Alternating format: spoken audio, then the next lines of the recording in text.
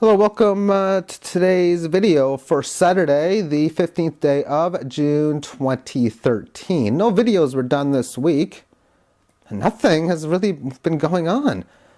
I remember back, before this big fall in here, I was saying don't be surprised for it to have a big move lower and then just do the sideways nonsense that it's been doing for a year. Well, I guess there was one thing missing. Yeah, it had the big move lower, but then rallied back up. That was a part that I missed, and then the sideways nonsense. Last Friday, a week or so ago, had this break of support. Well, pretty much what occurred was that this week it resisted this area that was support for quite some time. Now, Friday's session just recently, the last session, it had a very, very fast move up to the mid-22 level, sold back down to the resistance level at the end of the day, and it sold off fairly fast, but meanwhile, it's in this declining 18 average bands. It has not even got above the 18 average of highs during this entire run. And waiting for this to break out is like waiting for paint to dry, waiting for grass to for the grass to grow, maybe waiting for people to understand the economic fraud. It just takes a long, long time. Weekly chart now. Again, you can see how it's been staying below this 18 average of low every period since in here. Also, there has been 13 consecutive weeks, including this last week, in which the highest price has been lower than was the week before. Where, if this week coming has yet another lower high, well, that would mean this entire equinox would have had lower highs every single week. Just something to think about. Let's talk about some Fibonacci upside. Then we're going to go over to a Bitcoin update. Regarding Bitcoins, I'm going to be talking opinion within facts. Some people may not like hearing it, but quite frankly, I really don't care too much. Now let's go over the upside Fibonacci. Now what I use, I take a range. This is the chart going back to 1975, which means, well, since the 2008 high, it's up about 3%. Since the 1980 high, it's down about 60%. And it's obviously in a bull market sense, this breakout point. But what we're looking for is ranges where it goes sideways, something that's been doing quite frequently within the last year and change. So the range that I use is between 4 and 8. We're going to draw into a little box. So 4 would be somewhere around here. And then 8 would be somewhere around in here. So this is the range that I use. The difference of the range is $4, 8 from 4. So we take the difference of 4 and multiply it by Fibonacci retracement levels. First one is 161%, 261, 423, 685. These are Fibonacci upside levels. And then you add the low to it. So what are these levels?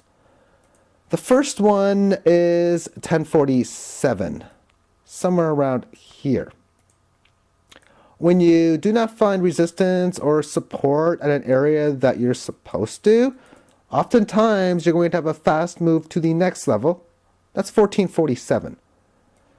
And you get 1447 by taking the difference of 4, multiplying 261.8%, and then adding 4 again. So after it didn't find resistance in here, it did here, found support, found resistance, and then broke out. Where did it break out? To the next Fibonacci level of 2094, somewhere around in here, which meant that it found resistance, did not find support here, and it really did but didn't find support there. It went below it fast, but then it recaptured it quickly as well. Very much common within tops and bottoms. And then, of course, you can see the support in here, breaks resistance. Now the next level after $20.94 is 31.42, somewhere around here. An area that was not resistance, or at least not for that long. It was shorter term for a few weeks, but on the monthly chart you really can't see it. And it went up to the next level, which happens to be 48.36, somewhere around here, which of course was a perfect top, pretty much stabilizing in the middle of this range, above and below the 31 level, and now has come down to this mark. Interesting if this area will touch the bottom and be just that, whereas if it doesn't, the next level before that is 14.47. I wouldn't expect it to go there, but just because I expect something to happen or not to happen doesn't mean that it necessarily will or will not. So these are the levels, again, 31.42, 48.36. The levels above that, the next ones is 75 and 120. Now what's interesting about Fibonacci upside is it's calculated in a measure where each move is a little greater than the next. For breaking 8 to 10.47, that's a gain of 2.5, which is a little over 25%. Going from 10.5 to 14.5, that's a gain of 4, it's over 30%. And even just going from 31 to 50, then that is like 60%. Each move is a little bit higher than the last one. So that'll be it for silver. Again, I'm going to go over Bitcoins very fast. But anyway, a few weeks ago, I said I was on the fence for parameters to occur where I may get into, where I may get into a few Bitcoins. Well, that is no longer the case. I will ignore the policy that you need to provide government identification, even though the hype on Bitcoins is that it is a currency that is not government regulated. You could say it's an oxymoron, but I'm just going to ignore that fact. But what I will not ignore is physical Bitcoin, which really is my beef.